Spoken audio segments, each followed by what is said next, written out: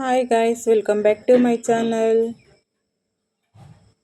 ನಾನು ನಿಮ್ಮ ಮಾಲಖುಷಿ ಮಾತಾಡ್ತಾ ಇರೋದು. ಇವತ್ತು ಬಂದು ನಾನು ಹಾಲು ಸಾರು ಮಾಡೋದು ಹೇಗಂತ ತೋರಿಸ್ತಾ ಇದ್ದೀನಿ. ಮೊದಲಿಗೆ ನಾನು ಅವರೆಕಾಳು ಮತ್ತು ಚಕ್ಡಿಕಾಯಿ ಮತ್ತು ಹೀರೆಕಾಯಿ ಎಲ್ಲ ತೊಗೊಂಡಿದ್ದೀನಿ. ಹಸಿ ಕಡಲೆಕಾಯಿ ಇದ್ದರೆ ತುಂಬ ಚೆನ್ನಾಗಿರ್ತದೆ. ಹಸಿ ಕಡಲೆಕಾಯಿ ಬೀಜ ಹಾಕಿ ಹಾಲು ಸಾರು ಮಾಡಿದ್ರೆ ಈ ಸೀಸನ್ನಲ್ಲಿ ತುಂಬ ಅಂದರೆ ತುಂಬ ಚೆನ್ನಾಗಿರ್ತೈತೆ. ಕಡಲೆ ಬೀಜ ಹಾಕಬೇಕು. ಹಸಿ ಕಡಲೆ ಬೀಜ ತಂದು ಹಾಕಿದ್ರೆ ತುಂಬ ಚೆನ್ನಾಗಿರ್ತದೆ. ಇವತ್ತು ನಾನು ಹಸಿ ಕಡಲೆ ಬೀಜ ಆ್ಯಡ್ ಮಾಡಿಕೊಂಡು ಚಿಕ್ಕಡಿಕಾಯಿ ಮತ್ತು ಅವರೆಕಾಳು ಹೀರೆಕಾಯಿ ಇವೆಲ್ಲ ಮಿಕ್ಸ್ ಮಾಡಿ ಹಾಲು ಸಾರು ಮಾಡ್ತಾಯಿದ್ದೀನಿ. ಬದನೆಕಾಯಿ ನಾನು ಇವಾಗ ಸಾಂಬಾರಿಗೆ ಕುಕ್ಕರ್ಗೆ ಹಾಕ್ಕೊನಲ್ಲ, ನಾನು ಸಾಂಬಾರು ಕಾಯೋ ಟೈಮಲ್ಲಿ ಹಾಕ್ಕೊತೀನಿ, ಬೇಗ ಬೆಂದ್ಕೊತೈತೆ. ಮೊದಲಿಗೆ ಒಂದು ಕುಕ್ಕರ್ ಇಕ್ಕಿ ಅದಕ್ಕೆ ಕಡಲೆ ಬೀಜ ಮತ್ತು ಅವರೆಕಾಳು ತರಕಾರಿ ಹಾಕ್ಕೊತಾ ಇದ್ದೀನಿ. ಇದೆಲ್ಲ ಹಾಕ್ಕೊಂಡು 2 ವಿಸಿಲ್ ಬಿಟ್ಟಿತ್ತು ಆದಮೇಲೆ ಮಸಾಲೆಗೆ ರೆಡಿ ಮಾಡ್ಕೊತೀನಿ. ಈ ಹಸಿ ಕಡಲೆ ಬೀಜ ಹಾಕೋದ್ರಿಂದ ಟೇಸ್ಟು ತುಂಬ ಚೆನ್ನಾಗಿ ಬರ್ತೈತೆ. ಒಂದ್ಸರಿ ನೀವು ಕೂಡ ಟ್ರೈ ಮಾಡಿ. ಹಾಗೆ 2 ವಿಸಿಲ್ ಮುಗೀತು.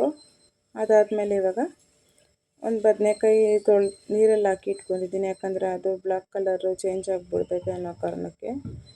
ನೀರಲ್ಲಿ ಹಾಕಿದ್ರೆ ಕಲರ್ ಚೇಂಜ್ ಆಗೋಲ್ಲ. ಇವಾಗ ಮಸಾಲೆಗೆ ಏನೇನಂದರೆ ಕಡಲೆ ಬೀಜ ಮತ್ತು ಕೊಬ್ಬರಿ, ಒಣಮೆಣ್ಸಿನ್ಕಾಯಿ, ಬೆಳ್ಳುಳ್ಳಿ, ಸುಟ್ಟುರುಳ್ಳಿ, ಮೆಣಸು ಇಷ್ಟು ಆ್ಯಡ್ ಮಾಡ್ಕೊತೀನಿ ನಾನು ಅಷ್ಟೇ. ಇದರಲ್ಲಿ ಎಷ್ಟು ಟೇಸ್ಟ್ ಬರ್ತೈತೆ ಅಂದರೆ ಇಷ್ಟೇ ಮಸಾಲೆ ಆದ್ರೂ ತುಂಬ ಅಂದರೆ ತುಂಬ ಚೆನ್ನಾಗಿ ಟೇಸ್ಟ್ ಬರ್ತೈತೆ.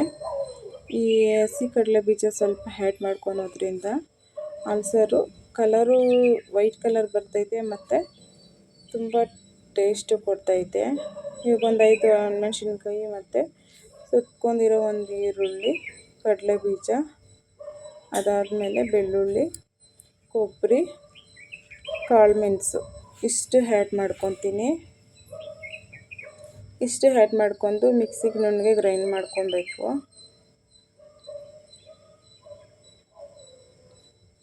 ಇನ್ನೂ ಬೇಕಾದರೆ ಗಸಗಸೆ ಆ್ಯಡ್ ಮಾಡ್ಕೋಬೋದು. ನಾನು ಯಾವುದೇ ರೀತಿ ಏನು ಆ್ಯಡ್ ಮಾಡ್ಕೊಳಲ್ಲ, ಇಷ್ಟೇ ಆ್ಯಡ್ ಮಾಡ್ಕೊಳೋದು. ಅದಾದಮೇಲೆ ಇಷ್ಟು ಮಟ್ಟಿಗೆ ನಾವು ಬೇಯಿಸ್ಕೋಬೇಕು ಕಾಳು. ಈ ಥರ ಬೆಂದಿದ್ದಾದಮೇಲೆ ಇವಾಗ ನೋಡ್ತಾ ಇರ್ಬೋದು, ಇದು ಒಂದು 2 ವಿಸಿಲ್ ಕೂಗಿಸ್ಕೋಬೇಕು. ಯಾಕಂದರೆ ಅದು ಒಂದು 2-3 ವಿಸಿಲೇ ಕೂಗಿಸ್ಕೋಬೇಕು. ಯಾಕಂತ ಹೇಳಿದ್ರೆ ಇದು ಅವರೆಕಾಯಿ ಸೀಸನ್ ಅಲ್ಲ, ಹಂಗಾಗಿ ಒಟ್ಟು ಒಂದೇ ಇರ್ತೈತೆ 3 ವಿಸಿಲ್ ಕೂಗಿಸ್ಕೊಬೇಕು. ಇವಾಗ ಬೇಯಿಸ್ಕೊಂಡಿರೋಂಥ ಕಾಳು ಸ್ವಲ್ಪ ಆ್ಯಡ್ ಮಾಡ್ಕೊತಾ ಇದ್ದೀನಿ ಮಿಕ್ಸಿ ಜಾರ್ಗೆ. ಇವಿಷ್ಟು ಹಾಕ್ಕೊಂಡು ರುಬ್ಕೋಬೇಕು.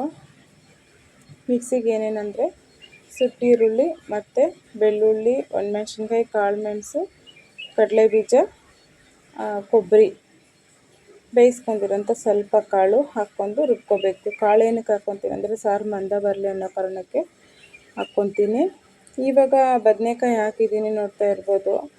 ಆಲ್ಮೋಸ್ಟ್ ಅದು ಬಿಸಿಯಾಗಿರ್ತೈತಲ್ಲ ಸಾರು, ಅದರಲ್ಲೇ ಬೆಂದ್ಕೊಂಡ್ಬಿಡ್ತೈತೆ ಬೇಗ.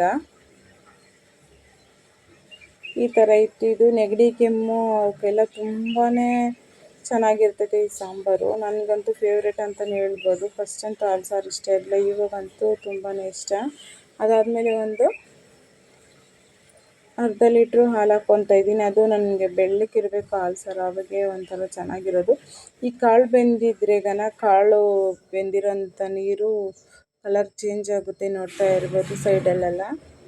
ಆ ಥರ ಕಲರ್ ಇರ್ಬೋದು, ವೈಟ್ ಕಲರ್ ಇರಬೇಕು. ಈಗ ಆಲ್ರೆಡಿ ಕಡಲೆ ಬೀಜ ಅವೆಲ್ಲ ಹಾಕಿ ರುಬ್ಬಿರೋದ್ರಿಂದ ಕಲರು ಚೇಂಜ್ ಆಗೈತೆ.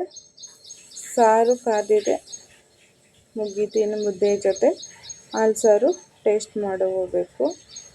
ನೋಡ್ತಾ ಇರ್ಬೋದು ಎಷ್ಟು ಚೆನ್ನಾಗೈತೆ ಹಾಲು ಸಾರು. ಒಂದ್ಸರಿ ನೀವು ಈ ಥರ ಟ್ರೈ ಮಾಡಿ. ಹಳ್ಳಿ ರೆಸಿಪಿ ಇದು. ಸೋರೆಕಾಯಿ ಇದ್ರೂ ಹಾಕ್ಬೋದು. ನಾವು ಏನಿಲ್ಲ ಅಂದರೂ ವಾರಕ್ಕೆ ಒಂದ್ಸರಿ ಮಾಡ್ತೀರಿ ಈ sambar. Thank you for watching. ನಿಮಗೂ ಇಷ್ಟ ಆಗಿದ್ದರೆ ಒಂದ್ಸರಿ ನೀವು ಕೂಡ ಟ್ರೈ ಮಾಡಿ ನೋಡಿ. ಹೀಗೆ ಹಳ್ಳಿ ಸಾಂಬಾರು ಮತ್ತು ರೆಸಿಪೀಸ್ಗೆ ನನ್ನ ಚಾನಲ್ ನೋಡ್ತಾ ಇರಿ, ಸ್ಕಿಪ್ ಮಾಡಿದೆ. Thank you for watching. Next ವ್ಲಾಗಲ್ಲಿ ಸಿಗೋಣ.